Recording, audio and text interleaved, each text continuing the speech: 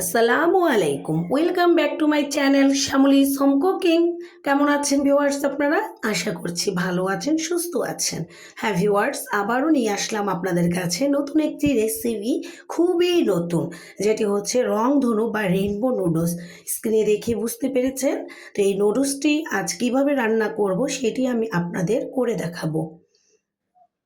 Viewers, এর আগে আমি নুডলস যখন তৈরি করেছি তখনই দেখিয়েছি যে কন্টেনারে নুডলসগুলো একেবারে শুকিয়ে রেখে দিয়েছি। এখন সেখান থেকে আমি কিছু পরিমাণ নুডলস নিয়ে নিচ্ছি রান্না করার জন্য। তো আমি যে পরিমাণ নিয়েছি অতটুকুই রান্না করব, সেই জন্য চুলাতে বসিয়ে দিয়েছি পানি। এখানে আমি আরও পানি দিয়ে দিচ্ছি। আসলে নুডলস সেদ্ধর জন্য একটু বেশি পানির প্রয়োজন হয়। পানিটা বলক আসতে আসতে পাশের গ্যাসে চলে যাচ্ছি, আর সেখানে বসিয়ে দিয়েছি একটি প্যান। আর প্যানের মধ্যে এখন দিয়ে দিচ্ছি 1 কাপ রান্নার সয়াবিন তেল। তেলটাকে গরম আসার অপেক্ষায় আছি। গরম হয়ে আসলেই এখানে এখন দিয়ে দিব 1 কাপ পরিমাণ কুচি পেঁয়াজ। ভিউয়ার্স, আমি এখানে পেঁয়াজটা একটু বেশি নিয়েছি, কেননা আমি এখানে রান্না করছি আজ রংধনু এগ নুডলস বা রেইনবো এগ নুডলস। তো যখন আমরা ভেজিটেবল দিয়ে নুডলস রান্না করি তখন পেঁয়াজ একটু কম নিলেই হবে, কিন্তু এগ নুডলসের ক্ষেত্রে আসলে পেঁয়াজ একটু বেশি দিতে হয়। তো পেঁয়াজটা ভাজতে ভাজতে পাশের গ্যাসে পানিটা যখন গরম হয়ে গেছে তখনই এখানে আমি দিয়ে দিচ্ছি নুডলসগুলো ঢেলে। নুডলসটাকে এখন নেড়ে চেড়ে সিদ্ধ করে নিব। ভিউয়ার্স, বাড়ি ভর্তি মেহমান, আমাকে একটু আগে আগে রান্না সারতে হবে, তাই তো আমি 2টি গ্যাসে একসাথে কাজ করছি। আপনারাও যদি কাজের চাপ বেশি পড়ে যায়, সময় কম থাকে, সেক্ষেত্রে আমার মতো 2 গ্যাসে কাজ করে নিলে তাড়াতাড়ি হয়ে যাবে। নুডলসটা সিদ্ধ হতে হতে আবার এই পাশের গ্যাসে পেঁয়াজটাকে ভেজে নিচ্ছি।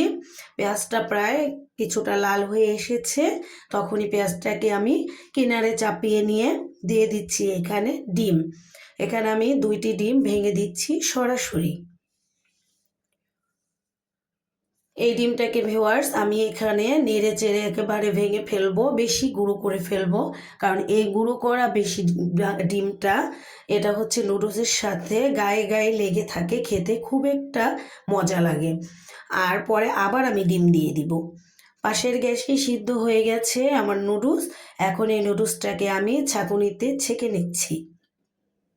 এরপর ঠান্ডা পানি দিয়ে ধুয়ে নিচ্ছি। দেখুন কালারটা কি চমৎকার এসেছে, আমার কাছে খুব ভালো লাগছে, আপনাদের কাছেও অবশ্যই ভালো লাগবে। এবার ডিমটাকে নেড়ে চেড়ে গুঁড়ো করে ফেলেছি। এখানে এখন আমি দিয়ে দিব আরও 2টি ফেটানো ডিম। আগে থেকে ফেটে রেখেছি 2টি ডিম, সেই ডিমটা এখানে দিয়ে দিয়েছি। এখন ভাজা ডিমের মতো করে আমি এটি বড় করে আস্তে আস্তে ভেজে নেব। এবার যখন অনেকটা ভাজা হয়ে গেছে তখন এটাকে কেটে কেটে দিচ্ছি, দেখুন যাতে এটি বড় বড় টুকরো থাকে। আসলে নুডলসের উপরে আনাম ডিম দেখা গেলে দেখতে খুব সুন্দর হয়, ভালো লাগে, আর গুঁড়ো ডিমটা নুডলসের সাথেই মিশে যায়। এভাবে যদি নুডলস রান্না করেন তো সর্বদাই নুডলসের স্বাদ থাকবে অন্যরকম, অন্যতম সুস্বাদু। তো নুডলসটা যখন বেশ ভাজা হয়ে গেল তখনই আমি এখানে দিয়ে দিচ্ছি টমেটো। এখানে 2টি টমেটো কুচি নিয়ে নিয়েছি। এবার টমেটোটাকে একটু হালকা ভেজে নিব, আর স্বাদ মতো লবণ দিয়ে দিচ্ছি। লবণের সাথে হালকা ভেজে নিয়ে আমি সবগুলোকে একসাথে মিলেমিশে ডিমের সাথে ভেজে নিব।